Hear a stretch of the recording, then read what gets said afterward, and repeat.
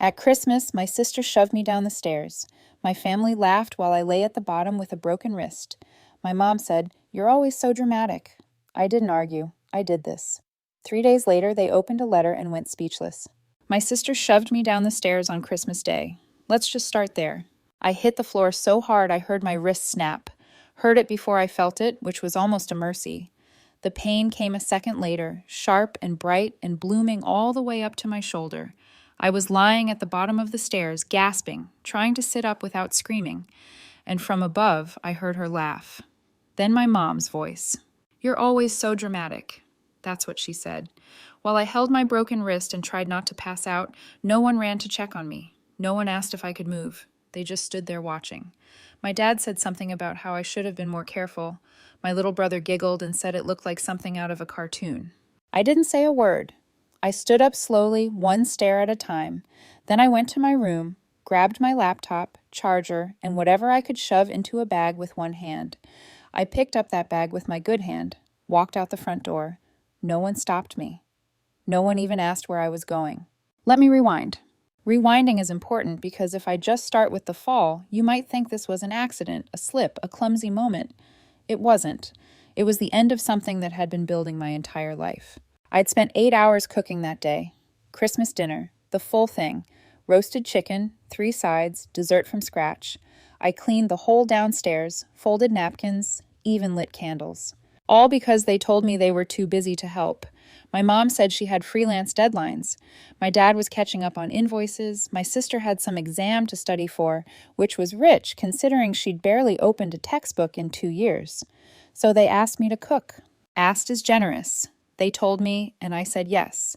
Because deep down, some part of me, the part that still believes in stupid things, thought that maybe this year they'd notice, say thank you, eat what I made, and look at me like I mattered. Instead, my dad walked in, looked at the table, and said, "Bit much, don't you think?" My mom asked why the stuffing was cold. Cassandra, my sister, just smirked and said, "Well, at least it smells like effort." That was the tone, start to finish. I told them I just needed to grab the napkins before we sat down.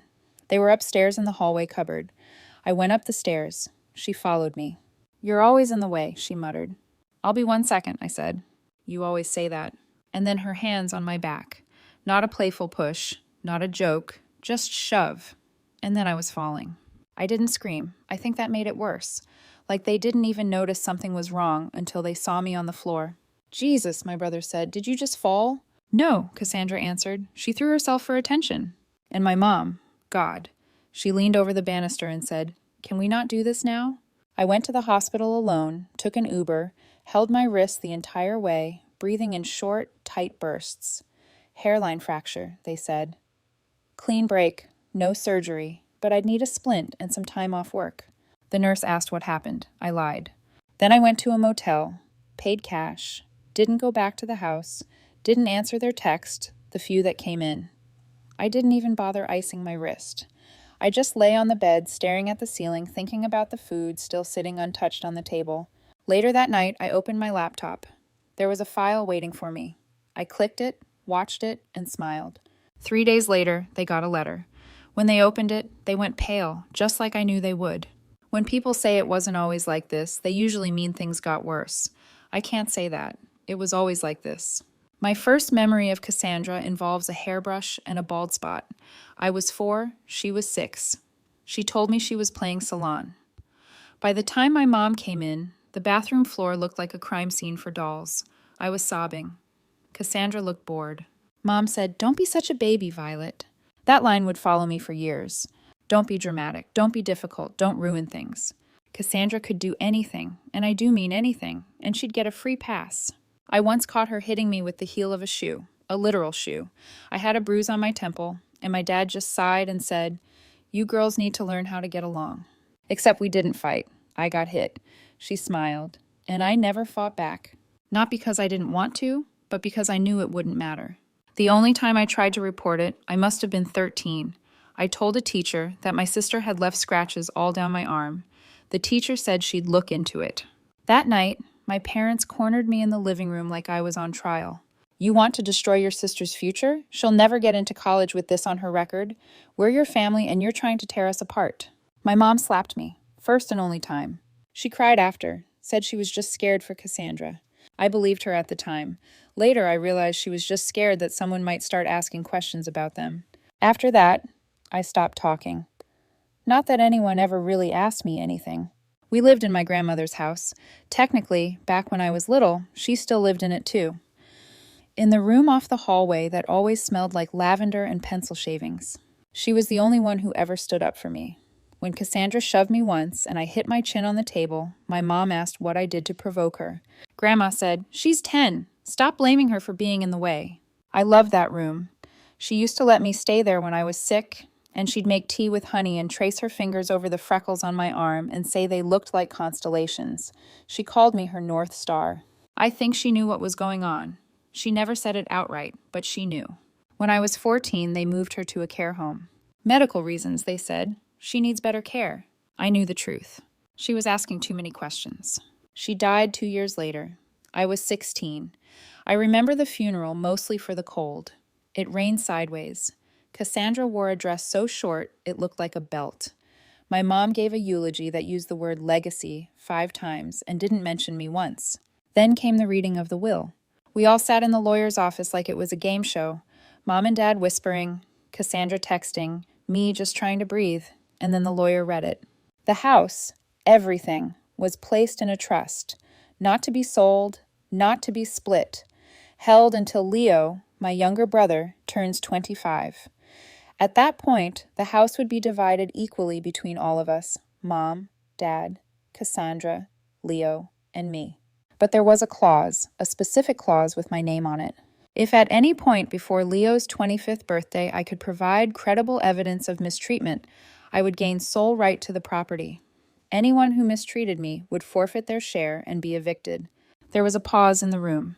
Then Cassandra laughed. Wow, she said. She really went full Disney villain on that one. My dad chuckled. My mom said something about manipulative old women with favorites. I sat there frozen. She believed me. She'd actually believed me. It was the first time in my life I felt like someone saw what was happening and said enough. Of course, my family didn't take it seriously. For about a month afterward, things were weirdly nice. Cassandra stopped hitting me.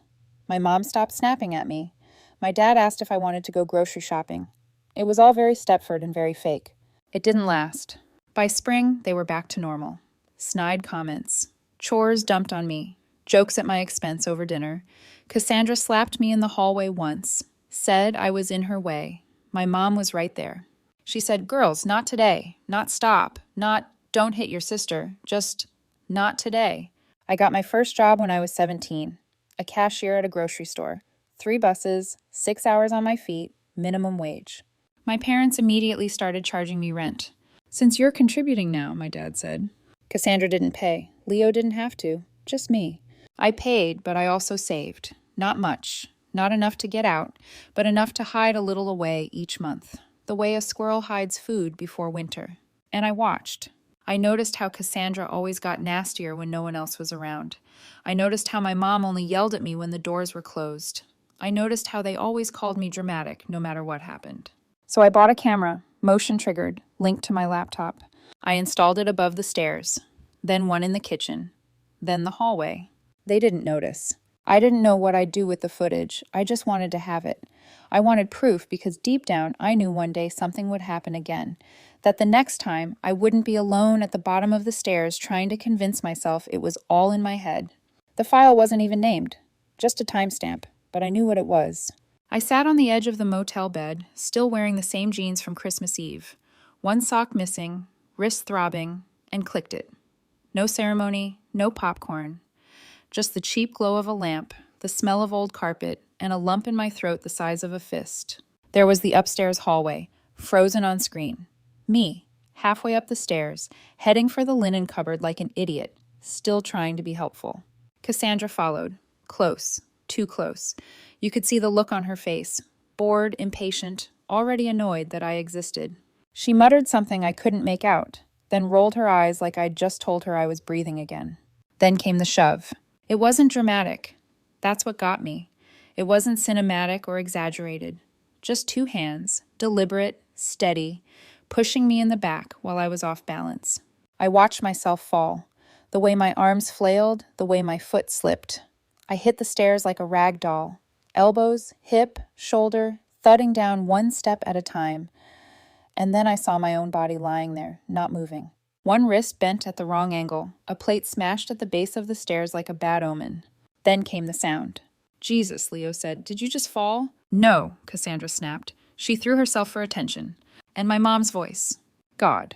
It cut right through the air, flat and cold as steel. Can we not do this now?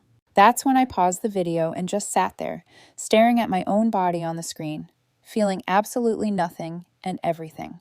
It wasn't even the shove or the fall. It was the fact that nobody flinched. Nobody asked if I was okay. I watched it again, slower this time. My mom on her phone, my dad smirking, my brother snorting. This was normal for them. That's what gutted me. Not the violence, but how routine it was. The only difference was this time, I had proof. The next morning, I checked out of the motel and took an Uber to Erin's. I hadn't seen her in months.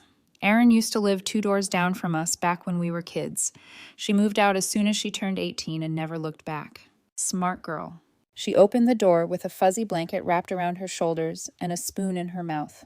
"Ha," she blinked. "Are you okay?" I told her I just needed a place to crash for a bit. She didn't ask questions, just opened the door wider and said, "I've got waffles, the toaster kind, not the good kind." I smiled for the first time in days. By noon, I was sitting in the waiting area of the ER, signing forms with my left hand, while my right stayed stiff and throbbing in a splint. I got a copy of my injury report, no questions asked. By 2 p.m., I was standing in front of the police station with my hoodie up and a thumb drive in my jacket pocket. I almost didn't go in. I almost told myself this was too much. Then I thought about my mom calling me dramatic while I was lying on the floor. So I stepped inside. The officer at the desk looked like he wanted to be anywhere else. I gave him my name, my ID, the medical report, the footage. He watched it once, then gave me a case number and told me someone would be in touch. I don't know if he cared. I don't think that's the point. What mattered was the paper trail, that something had been filed, that they wouldn't be able to say nothing happened. The next day, I called Alan Fisher, civil lawyer. Expensive, but not impossible. I had savings. Nothing fancy. Just enough I'd squirreled away from shifts at the diner that my parents didn't know about. Money they thought I'd spent on clothes or junk food. Funny how useful that secret cash turned out to be. Alan met me in a glassy little office downtown, wore a tie that didn't quite match his shirt, and sipped black coffee like it was keeping him alive. At first, he didn't take me seriously, until I showed him the clause in the will. Then I showed him the footage. He went quiet. When it ended, he said, "They were laughing." I know. He nodded like something had locked into place in his head. "The audio may be an issue legally," he said, "but the video's clean. Clear intention, neglect, possibly malicious endangerment. If the trust language is strong, you've got something." He read the will again, then said, "Let's send them a letter." They got it the next morning. I know because my phone exploded. 23 missed calls, 5 voicemails, 12 texts from my mother. "This is ridiculous. We didn't do anything wrong." From my dad, "We're family. This isn't how family solves problems." From Cassandra, "You wanted this. You set me up. Who even puts a camera in their own house?" And my favorite, from my brother, "You made Mom cry. You're so selfish." I turned my phone off. Alan called later that afternoon. "They've hired a lawyer," he said. I didn't respond. "They're denying everything. They're saying it was an accident, that the video is misleading, that you planned the whole thing to get the house." So I said nothing. "They're also saying the recording violates privacy laws, that you'll be charged if you use it." I looked out the window. The street below was wet from rain. A woman in a red coat was arguing with her dog. "Let them try," I said. There was a long pause. Then he asked, "You're not scared?" "No," I said, and I wasn't. That was new. They wanted a war. Fine. I already had the footage. The fall, the laughter, my mother calling me dramatic while I cradled my wrist at the bottom of the stairs. And now they were trying to flip the script, threatening me with legal action for filming in my own house. I didn't even argue. I just texted Alan, "Let's escalate." He called me back 5 minutes later. "They're bluffing," he said. "The audio is tricky, but the video alone is enough. You don't need to say a word. Just file your civil motion, attach the footage, and let it speak for itself." So we did. The next day, they were on my doorstep. Well, technically, Erin's doorstep. She wasn't home when they arrived, which was probably for the best. My father did the talking. Big surprise. We need to talk, he said, like this was a parent-teacher conference and not a lawsuit. I didn't move. I stood behind the glass storm door and just stared at them. My mom was wringing her hands like a character in a church play. Cassandra didn't even pretend to look sorry. And Leo, my little brother, had his arms crossed like he'd just been grounded for no reason. I didn't open the door. I think you're overreacting, Dad tried again. You fell. Accidents happen. Right, I broke my wrist, I said through the door. You were in the way, Cassandra muttered. Don't, I told her, not here. Okay, listen, Dad said, softening his tone like I was 6 years old again. This is going to destroy the whole family. Your sister just got accepted to university. You want to ruin that over? One shove, I said. One injury. One lifetime of being treated like trash. Mom looked up. Her face was tight with something between guilt and fury. We didn't come here to fight, she said. We came to ask you to stop. You've made your point. I almost laughed. My point? Yes, she snapped. You've embarrassed us. You've turned this whole thing into some drama. And for what? For being pushed down the stairs. It wasn't like that, Cassandra snapped. I have it on video, I said. You filmed us? Leo said, his face twisting. That's so messed up. You think pushing someone down the stairs is fine, but recording it is going too far? None of them answered. You're doing this for the house, Cassandra said suddenly. Just admit it. You knew exactly what you were doing. I stared at her. I was cooking Christmas dinner when you pushed me, I said. If I was staging a scam, I would have picked a day I wasn't peeling carrots for 6 hours. Dad sighed. You've always been stubborn, but this is too far. You don't get to decide how far is too far. Not anymore. He took a breath. You're angry. Fine. But lawyers are involved now. You could lose. You could get in trouble for that footage. You think your lawyer is going to protect you when this gets ugly? It already got ugly, I said. You just weren't paying attention. There was a long silence. Then Mom tried again, quieter this time. You're not a victim. Then why are you here? I asked. No one had an answer. Cassandra stepped forward. I didn't mean to push you like that. I was trying to get by. You were blocking the stairs. I just nudged you. It wasn't... You shoved me, I said. I fell. I broke my wrist. I'm not imagining it. I'm not exaggerating. And you all laughed. I didn't laugh, Leo mumbled. I didn't know what to do. That makes two of us. Mom's voice cracked. Do you really want this to go public? You think the court is going to see some perfect little victim in you? I looked at her for a long time. No, I said, but they'll see you just fine. I stepped back from the door. You should go. Please, Dad said, don't do this. You already did it, I said. All I did was hit record. And then I walked away. I didn't watch them leave. I didn't need to. Another 2 weeks went by. Then Alan called again. They've proposed a settlement, he said. I didn't respond. They're offering full surrender of the house, all rights of residence waived. They'll move out within 30 days, forfeit their share of the trust, and agree never to contact you again. Still, I said nothing. There's one condition, Alan added. I already knew what it was. If you drop the charges, he said, and agree not to release the footage publicly. I looked out the window. It was snowing again. Light flakes drifting down like ash. I wondered if they'd started packing. Tell me about the criminal side, I said. If you proceed, Alan said, with that video, your sister could face felony assault. She could do time. It's not guaranteed, but it's very possible. And if I take the deal? She pleads down to a misdemeanor. Community service, no jail, no record that would cost her university. I took a breath, let it out slowly. Will she admit guilt? Yes, he said. It's in the paperwork. She'll admit she pushed you. It'll be sealed, but it'll exist, and the house becomes yours fully. I closed my eyes. This was it. The moment. The thing they never thought would happen. The day someone stood up to them and they couldn't wriggle out with charm or gaslighting or crocodile tears. They wanted forgiveness without consequences. But I'd lived in consequences my entire life. Every bruise, every chore, every time I cried and was told I was too much, they could have stopped it. Years ago, at any point, they didn't. I didn't smile, not really, but I did say, we have a deal. Cassandra got 60 hours of community service, no jail, no record. She'll still get her degree probably. She'll still have a life. They handed over the house, signed it, moved out, gone. They even paid Alan's fee, through gritted teeth and an emailed receipt. Me, I moved in. I scrubbed the walls, replaced the curtains, donated the dishes. I found a job closer to home, took my time healing, bought one of those tiny Christmas trees and put it by the window just for me. Okay, not for Christmas, it was March. but it felt like a new beginning. Erin came over that night with wine and something from the bakery. "Does it feel weird?" she asked, "living here?" I thought about it. "It feels quiet," I said, in a good way. She nodded. "So what happens now?" I shrugged. "I make dinner, watch something stupid, maybe learn to breathe again." We raised our glasses. "To freedom," she said. I didn't say anything, just raised mine. And this time no one laughed. So, what do you think? Did I go too far? Or not nearly far enough?